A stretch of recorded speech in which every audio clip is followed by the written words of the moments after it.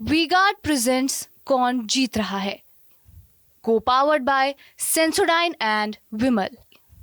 बोलो जुबां केसरी। बसपा सुप्रीमो मायावती जी के द्वारा एक अहम फैसला लिया गया है, जिसमें अपने भतीजे आकाश आनंद को नेशनल कोऑर्डिनेटर और उत्तराधिकारी के पद से हटाया है। इस मुद्दे को लेकर मेरे साथ बात करने के लिए मुरादाबाद के लोग हैं, सीधा इनसे जानेंगे मायावती जी के द्वारा अहम फैसला लिया गया है, क्या कुछ सोचते हैं?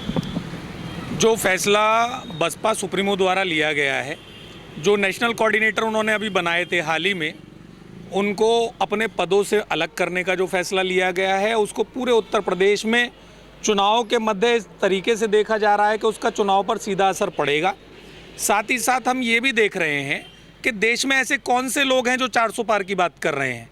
देश में अगर किसी को भी सरकार बनानी है, किसी भी राजनीतिक दल को सरकार बनानी है, तो उसको बहुमत चाहिए, उसके गठबंधन को बहुमत चाहिए।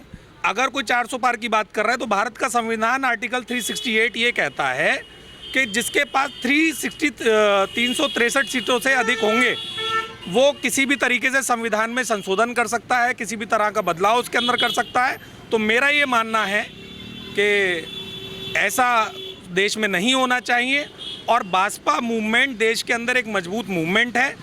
मान्यवर काशीराम जी को आगे बढ़ाने वाले व बहुजन जो राजनीति है उसका बीज अंकुरित करने वाले मान्यवर दीना भाना जी की बहुत बड़ी मेहनत है, जिन्होंने वाल्मीकि समाज से लेकर के पूरे बहुजन समाज के अंदर यह चेतना लाई थी, जो बाबा साहब का संदेश था कि देश के अंदर बहुजनों को शासक बनना चाहिए।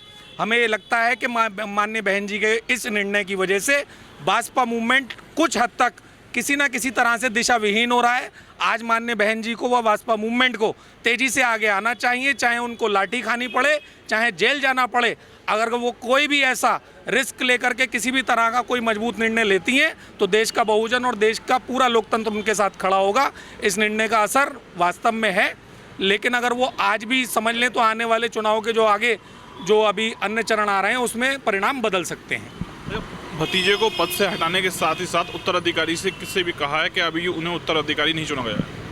देखिए, वो जो है उनका कहना ये है कि परिपक्वता आने तक अगर कोई भी देश के अंदर इतना बड़ा राजनीतिक दल है, कुछ ही पार्टियां नेशनल पार्टी का दर्जा देश के अंदर रखती हैं और अगर वो नहीं उतनी परिपक्वता के साथ काम कर पा रहे तो ये उनका आंतरिक निर्णय है। लेकिन हम लोग आपके चैनल के माध्यम से ये बात उन तक पहुंचाना चाहते हैं कि उन्हें किसी भी तरीके से फ्रंट फुट पर अब लड़ना चाहिए। जो हाल ही में 14 टिकट उन्होंने बदले हैं उसको भी दृष्टिगत रख के काम उनको करना चाहिए था।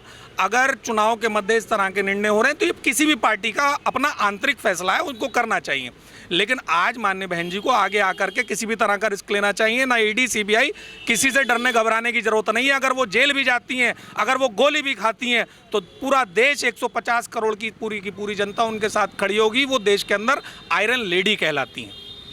बसपा सुप्रीमो ने अपने भतीजे को पद मुक्त किया है, इसको लेकर क्या कुछ सोचते हैं? बसपा की शुरू से बहुत अहम भूमिका रही है इस देश में। जैसे कि यूपी में हर अधिकारी अगर आज तक किसी सीएम से घबराया तो वो जो है बसपा की हमारी बहन जी हैं, जिनसे हर सरकारी विभाग घबराते हुए और स्ट्रिक्ट कार्य करते हुए जो उन्होंने कार्य करे हैं। तो इसी संज्ञान में इसी उन्होंने सोचते हुए जो है जो भी निर्णय लिया है कि बदलना है तो कुछ ना कुछ अच्छा ही सोचा होगा, बेहतर सोचा होगा। लेकिन मेरा सुझाव ये है कि जैसे अब उन्होंने अगर सुझाव बदला है तो उसमें नया युवा चेहरा, एक बहुत युवा मजबूत चेहरा आज के टाइम में देश को ज़रूरत है युवाओं को, वो एक मजबूत चेहरा लाकर बसपा खड़ा करे। बसपा ने एक युवा चेहरा अपने भतीजों को लेकर आई थी मायावती जी, आकाश आनंद जी को।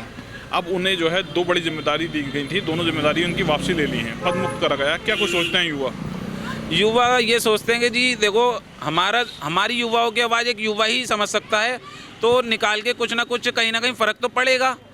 बहुजन समाज पार्टी को जो है फ़र्क पड़ेगा। उससे क्या है कि लोगों में एक चिंता का विषय बनेगा, क्योंकि चुनावी विषय चल रहे हैं इस बीच और खूब उठक पटक भी चल रही है सभी पार्टियों में, गठबंधन भी बहुत सारे ज़्यादा हो रहे हैं। तो उसी को ध्यान में रखते हुए जो है उन्होंने अगर चेंज करा है तो ये अभी मेरे फ़िलहाल मेरे हिसाब से अभी चुनावी दौर में थोड़ा सा गलत किया है। लेकिन इसके अगर अतिरिक्त अच्छा चेहरा अगर ला सकते हैं जिससे और कार्य और बहुत तेज़ी से मूवमेंट हो सकता है, चाहे वो खुद स्वयं निकल कर आएँ, फ्रंट पे आएँ या किसी को और को अपने भाई चहीते को जो भी हैं उनका जो भाई समाज सेवा बढ़िया कर सकते हैं, युवाओं की आवाज़ को बुलंद कर सकते हैं, उसको वो निकाल कर लाएँ आगे, तो जो है बसपा अच्छा मूवमेंट करेगी। और मैं समझता हूँ कि आने वाले अगर अभी से अगर मूवमेंट करेगी तो आने वाला 2027 का चुनाव जो है वो विजय घोषित करेंगी। जी, बसपा सुप्रीमो के द्वारा एक अहम फैसला लिया गया है जिसमें अपने भतीजे को पद मुक्त किया है। क्या कुछ सोचते हैं युवा? जी, युवाओं को सोचना ये है कि उन्होंने जो भी कदम उठाया है, क्योंकि वो आप अपने में एक ऐसी मजबूत पार्टी है जिन्होंने इस देश में अपना कार्य किए हैं और कई मुकाम हासिल करवाए हैं, और जो भी लिया है उन्होंने ठीक लिया है उनके हिसाब से जो भी है।